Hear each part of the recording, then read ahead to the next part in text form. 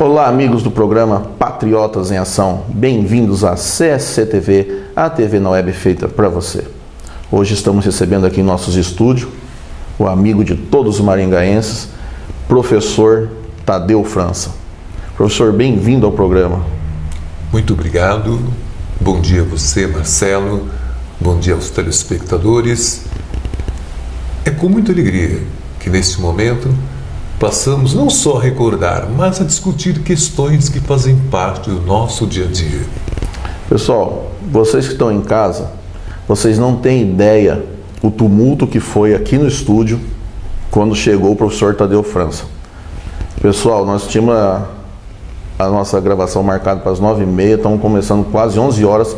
Tamanho é o carinho e a estima que o pessoal tem. Quem conheceu ele, amizade de 40 anos atrás, que encontrou ele aqui hoje, pessoas que ele conheceu hoje e que vieram parabenizado pelo trabalho que ele desenvolveu na cidade. É uma carisma muito grande, professor. Começar pelo nosso anfitrião, o Sr. Mozart, fundador do MDB em Barbosa Ferraz. Na década de 70, quando saíamos com outros jovens da época e lideranças do antigo MDB, buscando difundir os ideais democráticos, lá em Barbosa Ferraz é que nós fomos encontrar o Sr. Mozart. Então, quando se falava em MDB, em resistência democrática, em um Brasil diferente, ele era o nosso ponto de partida. Lá daqueles tempos do MDB, do nosso sempre saudoso e patriota Ulisses Guimarães. Foi muito emocionante mesmo. Eu senti que o Mozart até ficou com a voz embargada quando conversou com o senhor e as lembranças que teve, né? Bem, pessoal, com o professor Tadeu França, nós vamos dividir a nossa entrevista em dois blocos. A primeira nós vamos tratar um pouco das particularidades do Tadeu e depois, no outro bloco, nós vamos falar sobre política.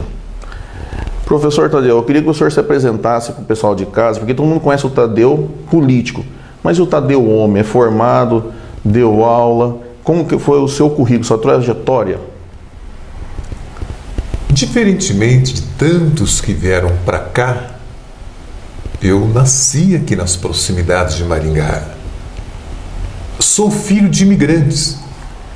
O meu pai deixou a região do Tocantins, antigamente norte de Goiás, cultivando aquele sonho. Ele ouvia falar em Paraná.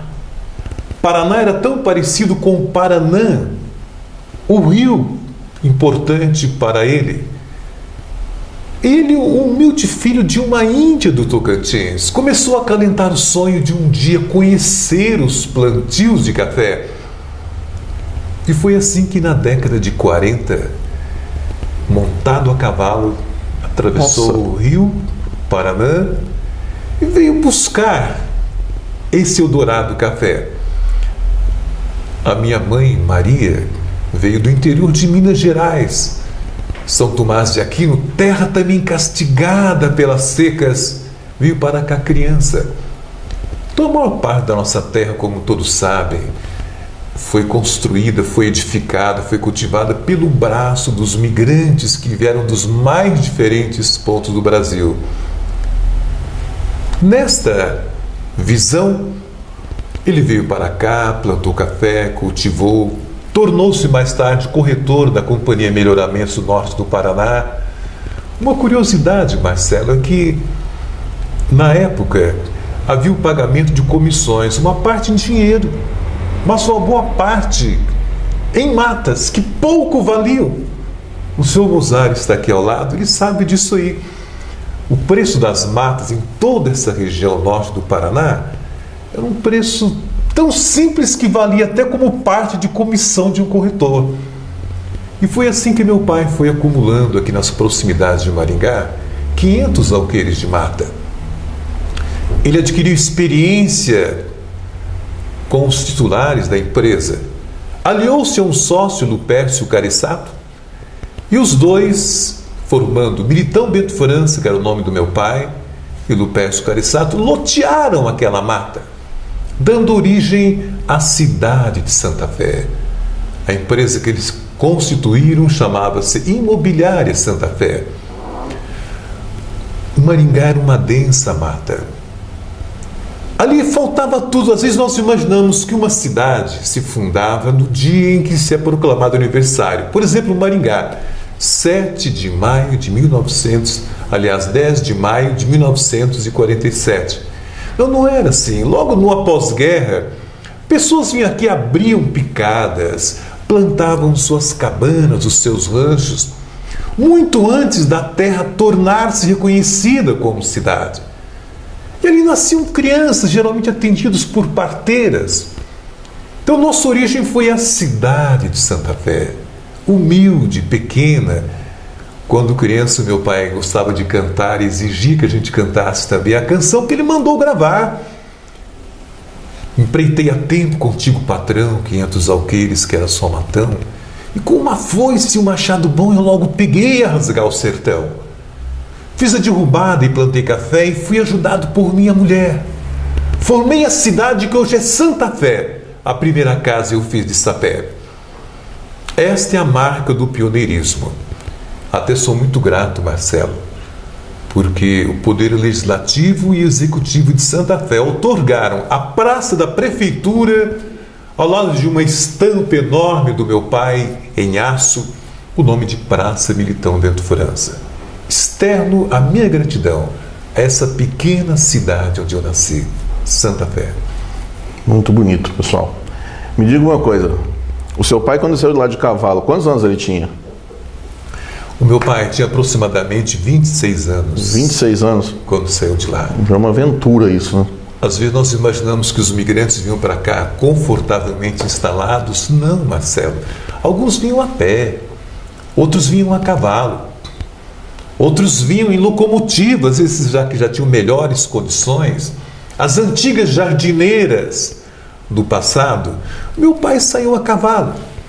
A alimentação dele era constituída pelo seguinte: farinha, carne seca e a sobremesa rapadura. Ele chegou aqui a cavalo, mas alguns chegavam a pé, tendo apenas a esperança, o sonho de uma vida melhor. É por isso que eu nunca me canso de homenagear esses pioneiros. Eles são os nossos pais, nossos avós, e que plantaram esse progresso com tanto suor, com tantas lágrimas, com tanto sangue, para que nós tivéssemos essa região norte paranaense tão exuberante como ela é hoje. Ele veio de lá, já veio com a sua mãe ou conheceu aqui na cidade de Santa Fé? Ele conheceu aqui. Então ela não veio a cavalo. Se casaram. Ela já veio de locomotiva, de Minas Gerais até São Paulo norte do Paraná, que é a única via da Sorocabana até Londrina. Certo. E de lá se irradiava. Então, daí o senhor, e que eu sei que o senhor teve uma formação no seminário. Começou sua vida, foi a vida escolar, começou dentro do seminário? Bem, começou realmente em Santa Fé, a Escola Isolada Estadual de Santa Fé. Era o que foi possível, tanto é que logo que eu aprendi a ler, uma das decepções que eu tive foi que quando a professora Amália Sampaio nos mostrou o mapa do Paraná, não existia no mapa Santa Fé. Que tristeza, a minha cidade não está no mapa. Às vezes as pessoas acham que nós tivemos uma infância infeliz.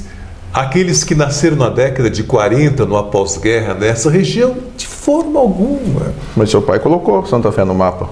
Mais tarde, sim. Está lá. Está lá. Hoje é uma cidade que tanto orgulho nos causa a todos.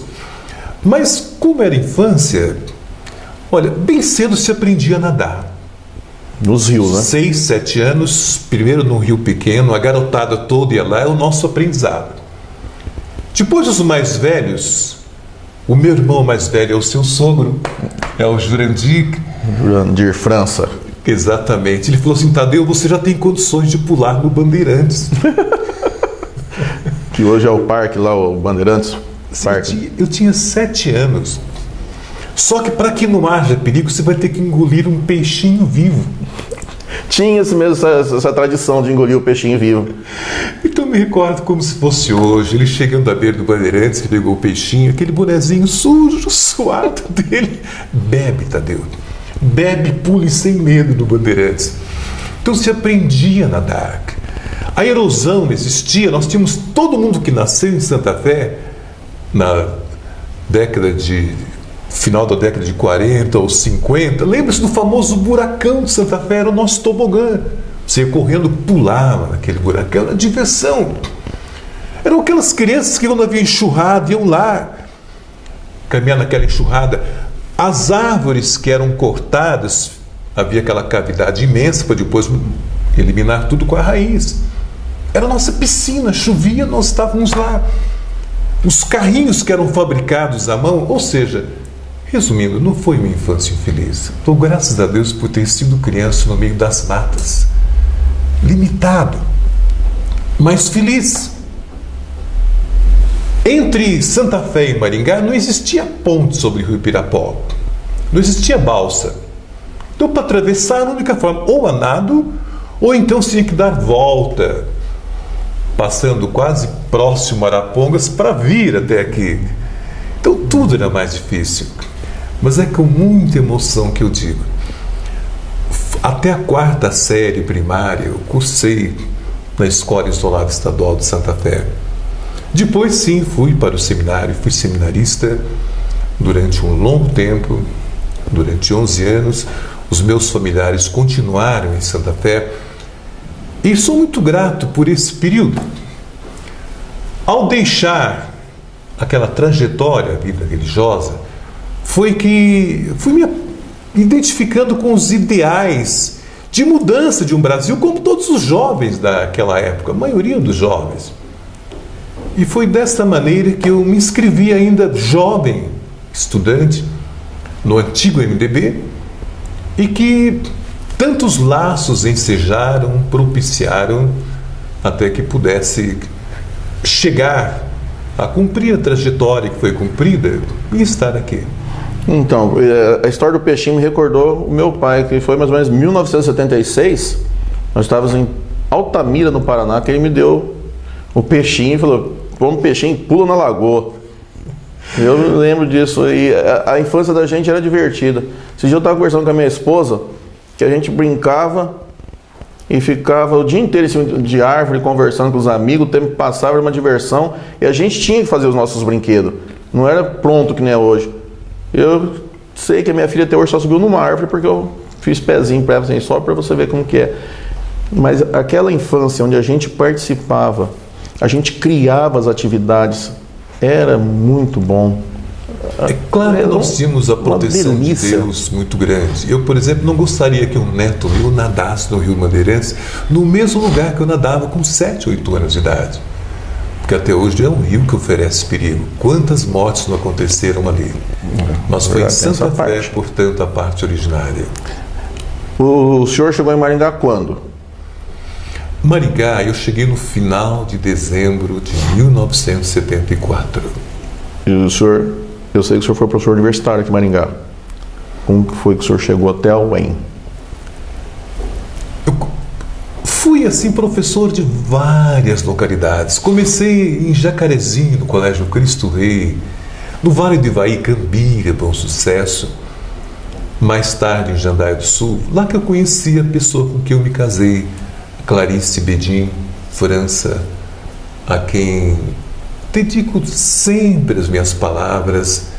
Ela que faleceu há pouco mais de um ano, mas aquela companheira dedicada. Após o casamento, nós fomos para Umuarama.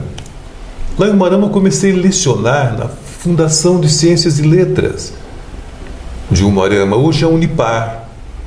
Foi quando foi aberto um concurso na UEM, em agosto de 74.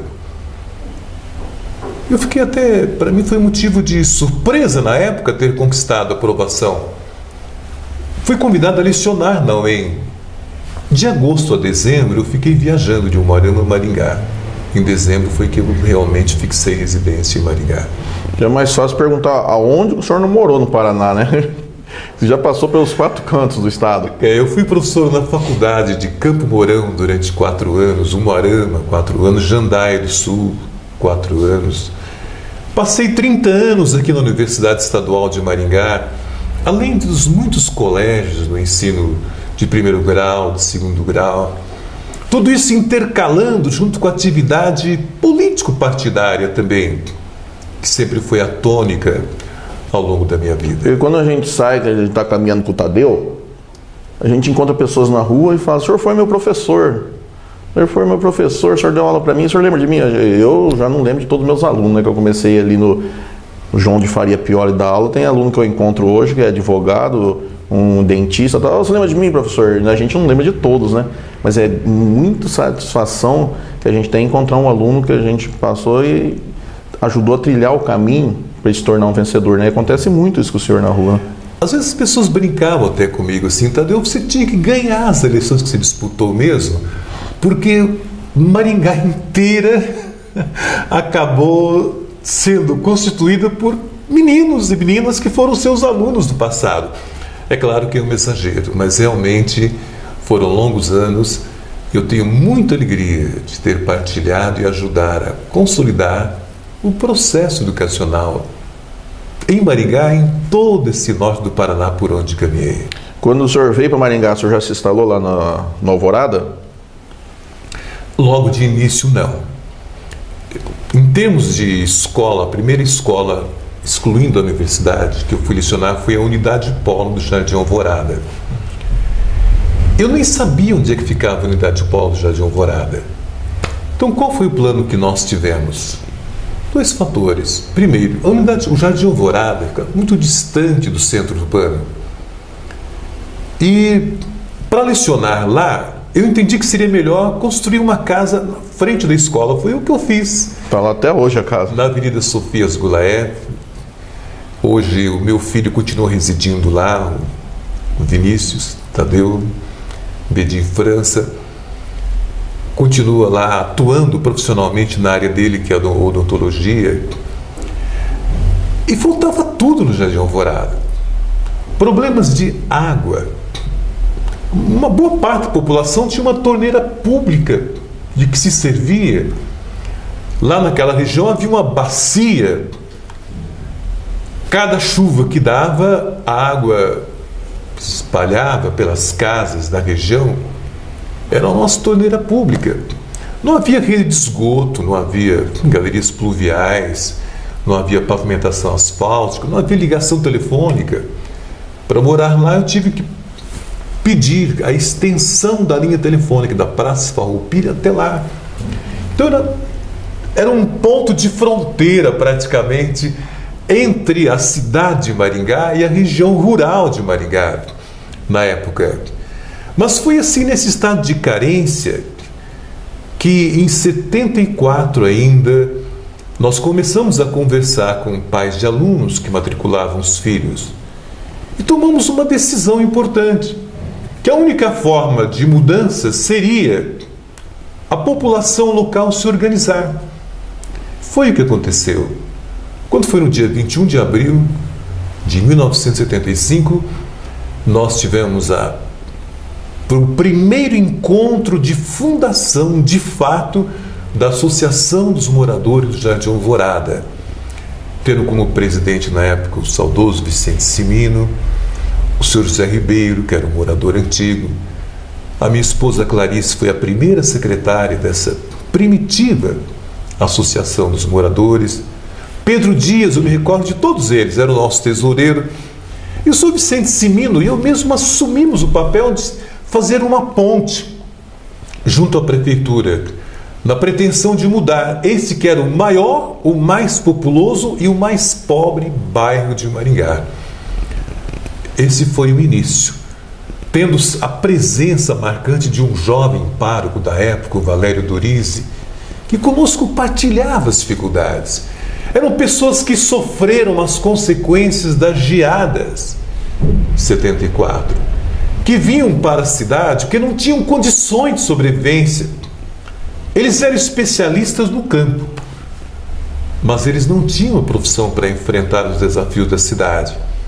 Então o primeiro trabalho era juntamente ao lado do Valério Dorizzi, incentivando e buscando profissionais da época que já tinham experiência, treiná-los. Treiná-los em quê? Aprender a ser encanadores, marceneiros, pedreiros, eletricistas, viabilizar uma saída para o Jardim Alvorada, cuja marca maior foi a da violência durante tanto tempo. Porque quem não se irrita, qual pai de família que não se desespera ao ver faltar o pão de cada dia na sua casa, alimento para os seus filhos? Então, o Jardim Alvorada partiu da extrema pobreza, passando por um processo de união muito grande. Eu me lembro até do Barrica Som Studio, um enorme barril montado na época pelo Valério Doriz, que nós usávamos para comunicação com o povo do Jardim Alvorada. Cada vez que chovia, a água inundava. Tínhamos até, numa reportagem da época, aparece lá a Dona Maria da Torneira Pública. Professor Tadeu, não tem nem lugar para ficar lá em casa, a água invadiu tudo. Então foi do sofrimento e da dor que surgiu um despertar de uma nova vocação. Eu não mudei para Maringá com a intenção de ser candidato a nenhum cargo, mas foi ali naquela realidade profissional, como professor, enfrentando o cotidiano do problema. No segundo mês de aulas da Unidade Polo, nós tivemos o nosso segurança, eu me lembro até hoje o nome dele, Pedro Pires de Lima. Nós chegamos para lecionar e estava o segurança morto no corredor da escola, assassinado com facadas da faca da cozinha, da cantina da escola. Por alunos? Por alunos. Nós vimos, não posso dizer por alunos, não, por menores, que nós nunca conseguimos descobrir a autoria, mas nós vimos lá as marcas de pés descalços ou de tênis que havia ali por causa da chuva, por causa do barro, nas imediações onde estava o cadáver, que mostravam que eram menores que tinham cometido aquele assassinato. O desafio era apostar no amor, na educação, na fé e na solidariedade. E na época, aos 29 anos de idade, juntamente com tantos outros amigos, foi o desafio que passei a assumir originariamente nessa querida cidade de Maringá. Quando o senhor chegou, que fez esse trabalho tão bonito lá na Alvorada, na época, quem que era o prefeito? O prefeito era o Silvio Magalhães Barros. Ele teria ainda mais um ano de mandato. Ele foi o autor, implantou a torneira pública lá nos fundos que marcou história na época do Jardim Alvorada.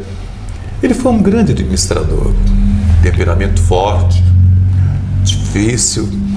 Eu me lembro da primeira audiência que nós tivemos com ele. Ele nos tratou com firmeza, com dureza. Vocês já têm uma torneira pública no bairro, o que estão reclamando?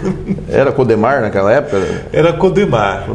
Então, qualquer expansão dependia da Codemar. O patrimônio do povo de Maringá, que eu sempre lamentei, que deveria ter continuado de Maringá. Porque era um exemplo de eficácia e estava atendendo por baixo preço e a contento as exigências da população. Nós ficamos quietos.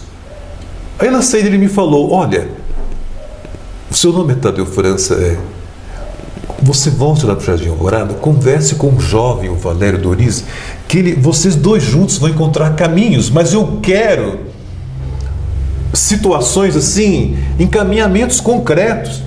O que vocês precisam de fato? Eu falei: prefeito, nós precisamos, a primeira coisa, nós estamos, o bairro, o desemprego está realmente alastrando-se por lá, o desespero. Às vezes aquelas pessoas têm como único telefone o telefone da minha casa para ligar para um parente distante que um membro da família faleceu. Angústia por trabalhar. A Avenida Pedro Taques era uma procissão de bicicletas na época, daqueles que já tinham conseguido um trabalho. E os outros que não haviam conseguido? Tudo terra. Tudo terra. Uma parte do asfalto chegava já até as proximidades da Praça Farroupilha. Dali para frente era uma poeira que não se divisava nada na frente. Era realmente a terra vermelha difundida em todas as direções. Então nós precisamos de uma escola de preparação de mão de obra. Nós não podemos, a Avenida Sofias Goulart transforma-se no avô Soroca a cada chuva.